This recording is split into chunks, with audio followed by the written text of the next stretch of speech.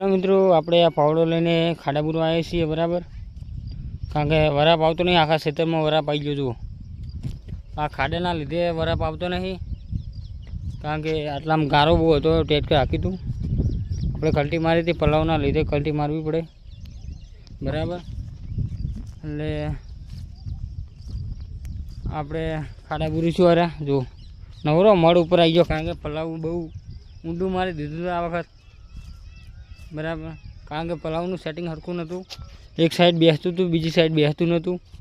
એ કારણથી ખાડા પડી ગયા છે બરાબર. અને મિત્રો જેટલો બને એટલો યાર સપોર્ટ કરો તમારા ભાઈને, એટલે આગળ વિડીયો બનાવી શકે બરાબર.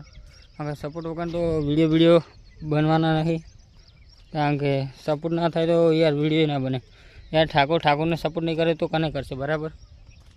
એટલે જેટલો બને એટલો મિત્રો સપોર્ટ કરો, એટલે આપણે આગળ વિડીયો બનાવી કરીએ બરાબર. આપણે બીજા કાંઈ નહીં, ખેતીના જ વિડીયો નાખવાના છે બરાબર. એટલે આપણે 12 મહિના મહેનત કરવાની યુટ્યુબમાં બરાબર. સક્સેસ આવે તો બરાબર છે, નકર બધું ડિલીટ કરી દેવાનું છે યાર. જેમ બને એટલો જલ્દી સપોર્ટ કરો, સબસ્ક્રાઈબ કરો યાર બરાબર. આપણે યુટ્યુબમાં 3-4 વર્ષથી કામ કરીએ છીએ મિત્રો. કોમેડી પર બનાવી દીધી, બધું કરી લીધું, પણ કોઈ સપોર્ટ મળ્યો નહીં યાર. એટલે સપોર્ટની બહુ જરૂરત છે. 3-4 વર્ષથી યુટ્યુબમાં મહેનત કરું બરાબર, તો કોઈ હજુ કામયાબી હાસિલ નહીં થઈ. હજુ બહુ ચેનલો બનાવી લીધી, કોમેડી બનાવી લીધી.